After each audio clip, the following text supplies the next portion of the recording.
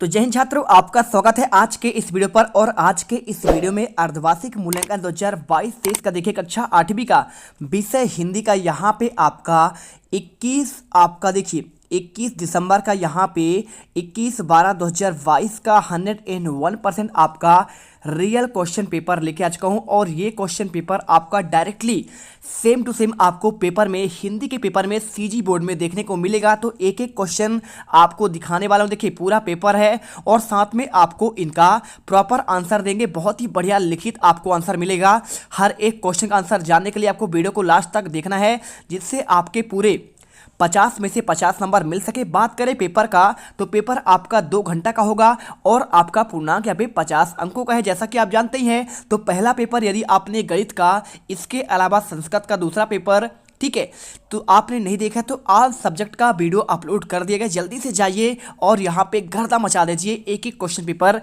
आपको आंसर मिलेगा। देखिए सबसे पहले इसमें दिया गया है, नीचे लिखे गए पद्यांशों की आपको साप्रसंग व्याख्या करना है। कोई दो, तो प्रकृति का क्रीड़ा स्थल कमनी है, यहाँ वन संपदा अपार है, भूमि से भरा हुआ है विपुल, कोयले लोहे का भंडार। ठीक है, देखिए 3 आपको दिया गया है, मात्र आपको 2 ही करना है। का खा गा, तो यहाँ का है सुंदर साहित्य, हुए हैं बड़े बड़े विद्वान, कीर्ति है जिनकी व्यात विशेष, आज भी पाते सम्मान, देश के राष्ट्र के विभेद, हर धर्म हर नीतियों में समत्व भर, रूढ़िगत नीति विशेषों की अन्य यवनिका, आज उठा लो आज मनुष्य को खोज निकालो। देखिए अगर मैं इसके आंसर की बात करूं तो चलिए आपको आंसर दिखाते हैं। पहले वाले का आंसर आपको यहाँ पे सिंपल तरीके से आपको मिल जाएगा। देखिए ये करना है कि आपको संदर्भ पहले लिखना पड़ेगा। पहले वाले का आंसर, संदर्भ हमारी पद्यांश पाठ्य पुस्तक छत्तीसगढ़ भारती के पाठ 11, हमारा छत्तीसगढ़ नामक शीर्षक से लिया गया है। इसके कवि लखनलाल गुप्ता जी हैं। आपको ये आंसर करना पड़ेगा। इसके बाद क्वेश्चन देखिए, उसके बाद आपको प्रसंग लिखना है। तो प्रसंग में आप लिख दीजिए, प्रस्तुत पद्यांश कवि में छत्तीसगढ़ की प्राकृतिक संपदा,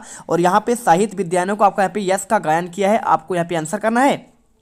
और इसके बाद देखिए बात कर रहा है व्याख्या, तो व्याख्या कैसे होता है आपको देखिए, संदर्भ प्रसंग और इसके बाद तीसरा पॉइंट आपको व्याख्या करना पड़ता है। लिखिए प्रकृति द्वारा प्रदत्त वन संपदा का अपार भंडार भूमि में भरा हुआ है, और उसी प्रकार कोयला लोहा आदि का अपार भंडार होने से राज्य प्रकृति का क्रीड़ा स्थल प्रतीत होता है। आपको पहले वाले का आंसर मिल गया ना। और इसके बाद देखिए यहाँ पे देखिए आपको इसके बाद आपको आंसर ये वाला दिया गया है। पहले का तो आपका आंसर हो गया ये वाला संपदा भंडार वाला, ठीक है। अब इसके बाद यहाँ पे आपका दिया गया है यहाँ का सुंदर साहित्य वाल। इसकी बात करूँ मैं, या फिर आपको इसमें 2 में से, आपको 3 में से 2 ही करना है। चलिए आपको इसके बाद आपको अगला दिखाते हैं। चलिए अब इसके बाद सेकेंड देखिए यहाँ पे लिखा है, यहाँ का सुंदर साहित्य, हुए हैं बड़े बड़े विद्वान, यानी यहाँ का साहित्य बहुत आपका क्या है, बहुत विस्तृत है और बड़े बड़े यहाँ पे विद्वान हुए हैं। कीर्ति है जिनकी व्याप्त विशेष, यहाँ पे बहुत आपका इनका कीर्ति फैला हुआ है और आज भी पाते हैं सम्मान, और ये लोग आज भी सम्मान पाते हैं। आप ऐसा यहाँ पे सप्रसंग आप व्याख्या कर सकते हैं। आपको पद्यांश में आपको यहाँ पे प्रसंग और आपका यहाँ पे संदर्भ आपको सेम लिखना है, क्योंकि आपके एक ही पार्ट से है। और इसके बाद देखिए यहाँ पे 2 आपका हो गया। इसके बाद देखिए आपका सेकंड क्वेश्चन, नीचे लिखे गए उत्तर को कोई आपको यहाँ पे 5 करना है, इनके उत्तर देना है। पहला क्वेश्चन लिखा है, अचल कौन था और वह किस प्रकार की चुनौतियों का, शारीरिक चुनौतियों का आपका शिकार हो गया था। इसका आंसर करना है। चलिए आपको यहाँ पे आंसर दिखाते हैं। तो देखिए आपको आंसर यहाँ पे इसका करना है, अचल कौन था। देखिए यही क्वेश्चन आपका सेम है ना, अचल कौन था वह किस प्रकार का शारीरिक चुनौतियों को शिकार हो गया। उत्तर लिख रहा है, अचल श्रीवास्तव कक्षा 8वीं में अध्ययनरत एक साहसी बालक था। अचल के दोनों पैर सही सलामत थे। उसके पिताजी का तबादला हो जाने पर वह ट्रेन से सफर कर रहे थे। रास्ते में अचल स्टेशन पर पानी लेने गया था। इसी बीच ट्रेन चलने लगी। अचल दौड़कर डिब्बे में चढ़ना चाहा, परंतु पैर फिसलकर जाने के कारण वह डब्बे पर नीचे गिर गया। इस कारण उसके दोनों पैर यहाँ पे ट्रेन से कट गया। आपको आंसर कर देना है। और इसके बाद देखिए यहाँ पे आपका नेक्स्ट क्वेश्चन आपका दिया गया है। देखिए क्या दिया है, चलिए इसमें देखिए क्वेश्चन आपका नेक्स्ट दिया गया है। यहाँ पे आपको टोटल 5 क्वेश्चन करने हैं। इसमें से लिखा है, प्रवासी पक्षी किन्हें कहते हैं, वे यात्राएं क्यों करती है। ठीक है, चलिए आपको आंसर इसका भी दिखा देते हैं। इसके आंसर की बात करूं तो आपको आंसर यहाँ पे प्रवासी पक्षी के बारे में आपको यहाँ पे ये दिया गया है। देखिए चिड़िया कुछ प्रजाति यहाँ पे वर्ष में 1 या 2 बार स्थान की यात्रा करती रहती हैं, इन्हें प्रवासी पक्षी कहते हैं। और वे गर्मी और ठंड जाड़े में बचने और प्रजनन के लिए यहाँ पे यात्रा करती हैं। बस आपको यहाँ पे आंसर कर देना है। इसके बाद देखिए क्वेश्चन आपका तीसरा क्या दिया गया है। क्वेश्चन तीसरे में आपको यहाँ पे दिया गया है, यहाँ पे कुंवर विश्वनाथ पर क्यों नाराज हो गए। ठीक है, ग नंबर क्वेश्चन। चलिए आपको यहाँ पे इसका आंसर दिखाते हैं। अगर मैं इसके आंसर की बात करूँ तो आपको आंसर यहाँ पे ये वाला क्वेश्चन है। देखिए, कुंवर सिंह यहाँ पे विश्वनाथ पर क्यों नाराज हो गए, इसके आंसर की बात करें तो विश्वनाथ कुंवर सिंह छोटे भाई अमर सिंह को हराकर वह अमर सिंह की चिट्ठी लेकर जगदीशपुर आया था, किंतु उसने महाराज कुंवर सिंह को घायल जानकर चिट्ठी की बात नहीं बताई और इसलिए विश्वनाथ यहाँ पे क्या हो गया था, नाराज हो गया था, है ना। यानी क्या हुआ था, उसने यहाँ पे चिट्ठी की बात नहीं बताई, इसलिए यहाँ पे नाराज हो गया। ठीक है, कौन, विश्वनाथ पर नाराज हो गए कुंवर सिंह। और इसके बाद देखिए नेक्स्ट क्वेश्चन आपका दिया गया यहाँ पे, लेखक के अनुसार जीवन पथ के अकेला चलना क्यों कठिन है। आपको इस क्वेश्चन का आंसर देना है। चलिए आपको आंसर दिखाते हैं।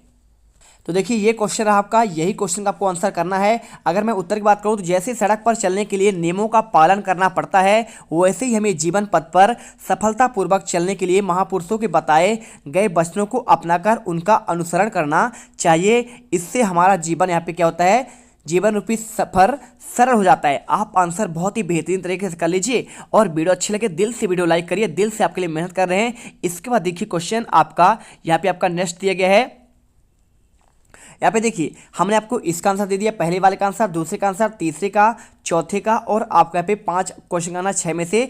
तो लेखक चोर नहीं था, इस बात का विश्वास दिलाने के लिए उसने क्या किया, रूढ़ी रीतिगत विश्वासों को मिटा देने वाले कवि ने क्यों कहा। आपको इसका आंसर देना है। अगर मैं आंसर की बात करूं तो आपको यहाँ पे सिंपल तरीके से इसका आंसर आपको दे देना है। देखिए ये क्वेश्चन आपको मिल गया, लास्ट वाला क्वेश्चन, तो आपको लिख देना है रूढ़ी रीतिगत विश्वासों को मिटा देने की बात कवि ने क्यों कही। उत्तर करिए, रूढ़ी रीतिगत विश्वासों के कारण लोगों में एक दूसरे के प्रति नफरत का भाव पैदा होता है और समाज की एकता और शांति भंग होती है। इससे राष्ट्र कमजोर होता है और इस कारण कवि ने रूढ़िगत रीतिगत विश्वास को मिटा देने वाली बात कही है। आप इसका आंसर कर दीजिए। और इसके बाद देखिए क्वेश्चन आपका यहाँ पे आता है दूसरा क्वेश्चन, आपको मात्र 5 क्वेश्चन करना था, यहाँ पे आपको आंसर मैंने दे दिया। और इसके बाद देखिए क्वेश्चन आपका तीसरा आता है, यहाँ पे आपको 2 में से कोई एक करना है, आपको इसका आशय स्पष्ट करना है। तो देखिए यहाँ पे आपको जो क्वेश्चन दिया गया है इसका आंसर देखिए। और इसके बाद देखिए क्वेश्चन आपका चौथा आता है, यहाँ पे आपको इनमें संधि विच्छेद करना है। देखिए संधि का नाम बताना है, और जैसे महोत्सव लिखा है, मनस्ताप लिखा है, अरुणोदय लिखा है, उज्ज्वल लिखा है, दिगंबर, प्रत्येक और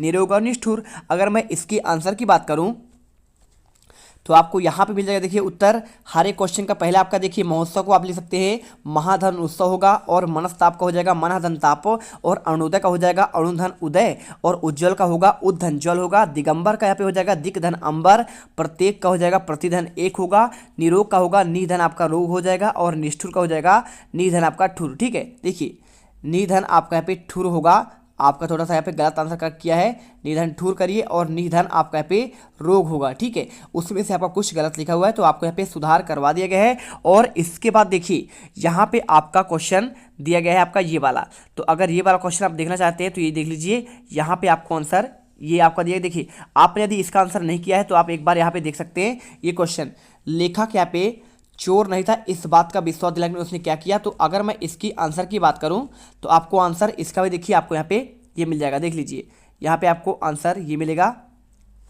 ये लिखा है लेखक चोर नहीं था, इस बात का विश्वास दिलाने के लिए उसने क्या किया। तो उसने लेखक चोर नहीं है इस बात का विश्वास दिलाने के लिए लेखक ने अपना यैला खोलकर उसमें 2 चिट्ठियां निकाली। ठीक है, और इसके बाद देखिए क्वेश्चन आपका ये वाला दिया गया है, यहाँ पे आपका संधि विच्छेद हो गया सभी का। और इसके बाद यहाँ पे आपको समाज से विग्रह करना है, रसोई घर, राजभवन, यथाशक्ति, आजीवन, चतुर्मुख और दयाधर्म। चलिए आपको यहाँ पे आप इसका आंसर दिखा देते हैं। तो इसका आंसर आपको यहाँ पे ये मिलेगा। ठीक है, रसोई का हो जाएगा रसोई के लिए आपका रसोई घर का होगा रसोई के लिए घर होगा, और राजभवन होगा राजा का भवन, यथाशक्ति हो जाएगा शक्ति के अनुसार, और आजीवन हो जाएगा जीवन आपका भर होगा, और चतुर्मुख देखिए यहाँ पे 4 मुख आपका समूह हो जाएगा। यहाँ पे आपको सिंपल तरीके से आंसर कर लेना है। देखिए हमने आपको यहाँ पे सिंपल तरीके से इनका आंसर बता दिया है। तो आई होप आपको यहाँ पे देखिए यहाँ तक आंसर आपको समझ में आया होगा। तो आपको कहाँ तक, यहाँ पे हमने दूसरा और इसके बाद चौथे का भी आंसर दे दिया हमने, और चौथे के बाद यहाँ पे आपका देखिए 5वें का आंसर, और 5वें का आंसर, और इसके बाद आपका यहाँ पे 6ठे का आंसर, और इसके बाद देखिए आपका यहाँ पे 7वें का और 8वें का यहाँ पे आपको निबंध दिया गया विज्ञान के चमत्कार। तो आपको इसका आंसर नेक्स्ट पार्ट में देंगे। मिलते हैं नेक्स्ट पार्ट पर, और उस वीडियो में गर्दा मचा देंगे। अब अगर तुम लोगों को ये वीडियो पसंद आई तो यार लाइक मारो, एम करते हैं 2,60,000 लाइक्स के लिए। कंप्लीट तो वैसे ही नहीं होने, लेकिन बोलने में क्या जा रहा है ना। और अगर तुम लोग नए हो तो सब्सक्राइब करो, वो जो लाल वाला बटन है।